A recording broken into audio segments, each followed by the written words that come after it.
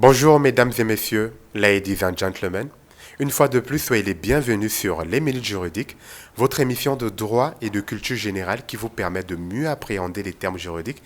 Alors aujourd'hui, nous avons le grand plaisir de recevoir un très grand juriste sur le plateau des Minutes Juridiques qui viendra pour parler des marchés publics, de toutes les problématiques qui touchent le secteur des marchés publics dans l'espace UEMOA. Alors pour rien rater de ce qui va suivre, restez câblés. On se retrouve tout simplement après le générique.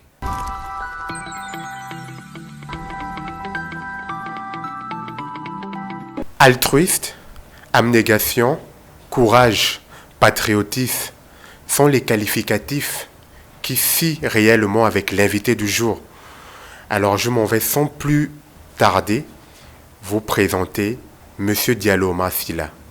Alors Monsieur Diallo Omar Sylla, c'est un juriste spécialiste en droit international public, panéliste, militant de droits humains, ayant exercé un peu partout dans la sous-région en Afrique de l'Ouest. Bonjour Monsieur Diallo Omar Sylla. Bonjour Monsieur Diakité. Merci d'avoir répondu favorablement à notre invitation. C'est moi qui vous remercie. Alors c'est un grand plaisir de vous avoir sur ce plateau, car depuis longtemps souhaité vous avoir, et Dieu merci, vous êtes là aujourd'hui pour le plus grand plaisir des téléspectateurs des Minutes Juridiques. Très bien. Alors aujourd'hui on va aborder la thématique qui est autour des marchés publics. Alors cette thématique paraît un peu obscure pour nous autres qui ne maîtrisons pas vraiment le domaine des marchés publics en Afrique et plus précisément dans l'espace UEMOA. Alors ma première question est la suivante. Qu'est-ce qu'un marché public et qu'est-ce que vous entendez par marché public le plus simplement possible? D'accord, merci beaucoup pour la question. Et je salue l'initiative des minutes juridiques qui consiste en la clarification des concepts juridiques pour les profanes. D'abord, avant de répondre à votre question, il est important de recadrer la thématique des marchés publics, ou du moins les marchés publics, qui font partie d'un grand ensemble de contrats qu'on appelle les contrats de la commande publique. Et donc, la commande publique, c'est l'ensemble des contrats que l'État, à travers ses services déconcentrés, passe pour pouvoir satisfaire ses besoins. Comme vous le savez, l'État est comme nous. Il a des besoins, il achète, il vend. Et les marchés publics apparaissent comme le canevas par lequel l'État achète. En cela, la commande publique comprend donc les partenariats publics-privés, les délégations du service public et les marchés publics qui nous intéressent donc aujourd'hui. Alors, qu'est-ce qu'un marché public?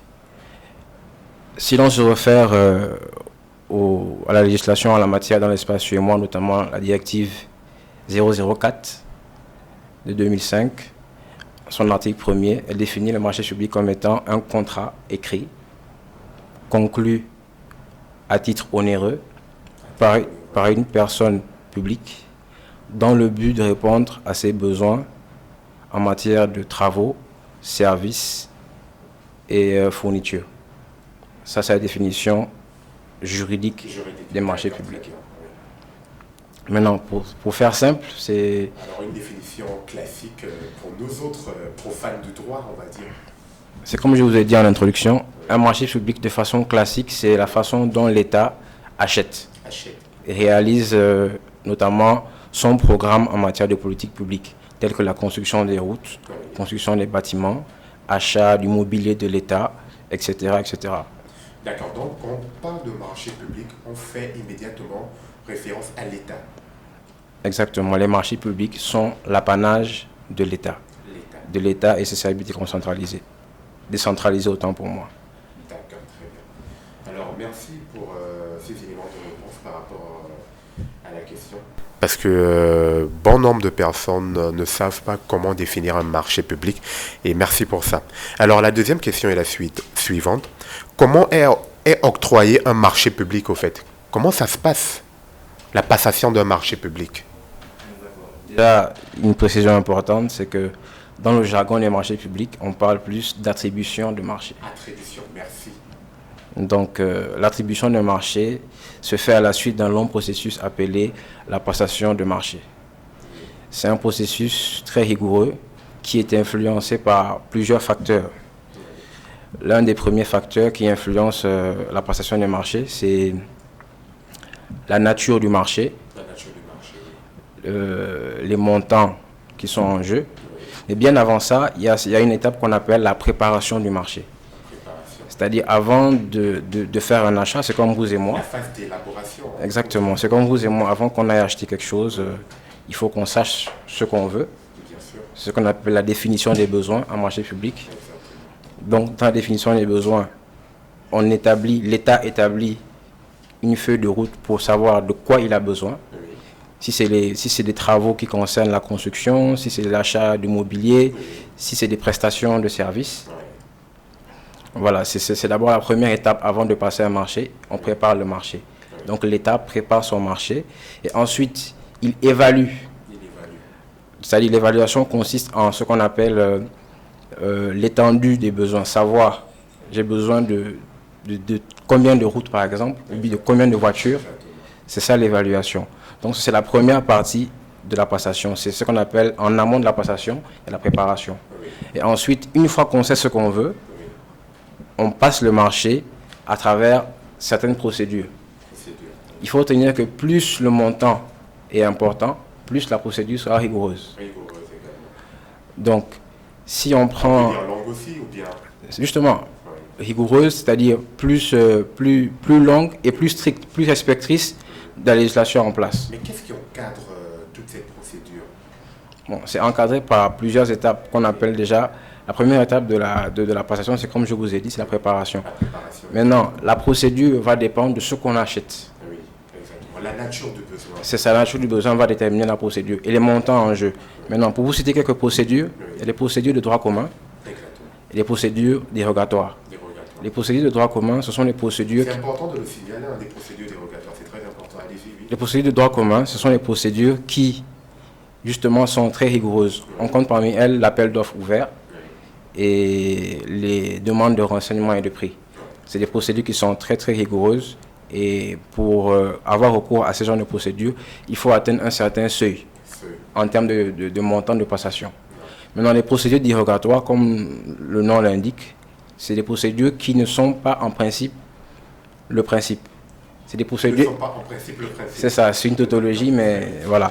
C'est une dérogation, c'est-à-dire c'est des procédures qui nécessitent certaines autorisations. Dérogation, on va dire spéciale. Spéciales, c'est ça, certaines des autorisations. On peut citer parmi elles l'appel d'offres restreint Oui. et la procédure d'entente directe. D'accord. C'est un peu ça la passation de manière assez ramassée. Très bien. Alors, merci. Je veux directement attaquer la troisième question. Alors, quelles sont les personnes ou les entités éligibles à concourir pour l'attribution d'un marché public? Et c'est une question à deux volets. Et est-ce qu'un citoyen lambda, comme vous et moi, peut acquérir un marché public? Déjà, on va répondre à la première question. Quelles sont les personnes ou les entités éligibles à concourir pour l'attribution d'un marché public? D'accord. Ici, il est important de rappeler que les marchés publics sont gouvernés par des principes. Le principe de liberté d'accès à la commande publique, au marché public, et le principe de transparence dans les marchés publics, et le principe d'égalité de traitement des candidats. Oui. Donc, à travers ces principes-là, on se rend compte que tout le monde peut avoir accès à un marché public, sauf dans certains cas d'exception qui, au Sénégal, sont listés à l'article 43 du Code des marchés publics. D'accord. Donc, le principe de liberté d'accès à la commande publique veut dire que tout citoyen Oui. qui est apte et qui a les capacités techniques et financières suffisantes Oui. peut être candidat à un marché public. D'accord, très bien. Donc, faudrait jouir des compétences, notamment sur le plan financier, technique, et également, on va dire... Déjà respecter oui. la législation en matière de droit des sociétés dans le pays, c'est-à-dire être immatriculé, payer ses impôts. D'accord. Ce sont les critères et les paramètres que l'on prend en compte, que l'État prend en compte avant de choisir la personne avec laquelle elle va co-contracter. D'accord, très bien. Alors, Un citoyen lambda, toujours dans la même lancée, un citoyen lambda comme vous et moi, peut-il concourir à l'attribution d'un marché public? Un citoyen, le principe de liberté d'accès à la commande publique veut que toute personne désireuse de prendre part à une prestation de marché puisse le faire. D'ailleurs, les autorités contractantes, dans le respect de ce principe, sont tenues de publier chaque année ce qu'on appelle un plan de prestation de marché. C'est un document dans lequel, par exemple, je prends un exemple banal, par exemple, l'Université de Dakar, chaque année, elle tient un plan de prestation de marché qui renferme tous les marchés qu'elle souhaite passer durant l'année 2024. Elle doit transmettre ce document-là aux autorités compétentes qui se chargent de le publier sur le site des marchés publics. Et donc, à partir de là, tout intéressé peut, à partir de ce document-là, c'est un tableau synoptique qui liste les marchés dont la collectivité intéressée doit passer durant l'exercice budgétaire en cours. Donc, à partir de là, vous et moi, on peut se procurer ce tableau-là et se préparer en conséquence à répondre aux offres que l'établissement de Dakar, l'université en l'occurrence, a faites. D'accord, très bien. Merci. Déjà, avant de poursuivre pour la quatrième et la dernière question, alors je vous invite massivement à vous abonner, à liker et surtout à partager, car c'est le partage qui fait la force. Alors, une fois de plus, merci Monsieur Diallo. Alors, la quatrième question.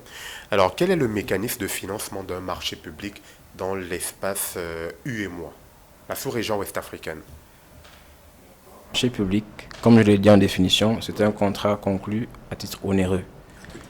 Donc, c'est une prestation entre l'État et un opérateur économique qui, à la suite de la prestation, doit percevoir sa paye. Ce qu'on appelle en marché public le paiement d'un prix. Et donc... Excusez-moi, mais y a-t-il pas une caution que l'acquéreur du marché verse à l'État avant de... Justement, ça c'est si on rentrait dans les détails de la prestation, il y a ce qu'on appelle la garantie de soumission. Exactement, la garantie. De soumission, c'est-à-dire c'est une garantie que le soumissionnaire verse à son dossier pour pouvoir montrer sa capacité financière à réaliser le marché, ainsi que certaines autres pièces constitutives de documents à fournir pour être candidat à un marché public. Mais je ne pense pas que le temps nous permette de tous les lister ici. Allez-y deux vite, très rapidement. Déjà, il faudrait donc prouver son existence au plan juridique, être immatriculé et pouvoir produire ses états financiers, par exemple, et produire une justification d'un marché qu'on a déjà réalisé pour pouvoir prouver à l'autorité contractante qu'on peut faire le travail. Maintenant, pour revenir sur le financement, les marchés publics sont gouvernés par ce qu'on appelle le principe de l'engagement comptable. C'est-à-dire qu'avant de lancer un marché, le premier principe, c'est-à-dire l'autorité contractante doit s'assurer de disposer des crédits budgétaires pour pouvoir payer le marché. Ce qui revient à dire que le marché public est payé sur fonds propres. C'est-à-dire que c'est l'État, l'acquéreur, qui paye lui-même de sa propre poche la prestation à laquelle il souscrit. D'accord, très bien. Alors, merci Monsieur Diallo. Vous l'aurez compris, nous arrivons au terme de cette émission. Alors, une fois de plus, je ne cesserai jamais de vous inviter à vous abonner. Abonnez-vous, partagez, likez, surtout partagez. Alors, j'aimerais qu'on puisse atteindre les 10 000 abonnés, voire les 15 000 abonnés, pour donner la force à cette émission de pouvoir grandir. Alors, si vous êtes juriste, pas que juriste, financier, banquier, etc., pratiquant dans un domaine, vous pouvez passer sur l'émission. Vous aurez le numéro qui va s'afficher sur l'écran. Vous appelez et vous pourrez passer sur l'émission, car c'est une émission qui permet à bon nombre de personnes d'extérioriser leurs capacités et ça vous permet de vous faire connaître également. Alors, Monsieur Diallo, je ne cesserai jamais de vous remercier. C'est moi qui vous remercie. Vous nous avez longuement édifié sur cette thématique. Alors, je pense qu'au sorti de là, nous serons armés pour aller conquérir les marchés publics. Très bien. Alors, avant de finir, je vous invite à regarder cette caméra. Alors, adressez quelques mots à l'endroit des téléspectateurs qui suivent l'émission des Minutes Juridiques. Alors, qu'est-ce que vous avez à leur dire? Et voilà, vous avez la caméra et vous avez 1 minute pour vous adresser à la caméra. Déjà, je tiens à remercier les Minutes Juridiques pour l'invitation. C'est la première fois et c'est très intéressant. C'est très important de pouvoir discuter de ce genre de thématiques qui sont assez techniques et les profanes ont souvent du mal à saisir ce genre de notions. C'est de remercier aussi l'ensemble des téléspectateurs et de les inviter à s'abonner massivement et à liker et à partager les émissions que les Minutes Juridiques vont retransmettre. Merci, Monsieur Diallo. Alors, merci d'avoir regardé cette émission. Alors, on se donne rendez-vous pour la semaine prochaine avec un nouvel invité pour une nouvelle thématique. Merci et à bientôt. Au revoir.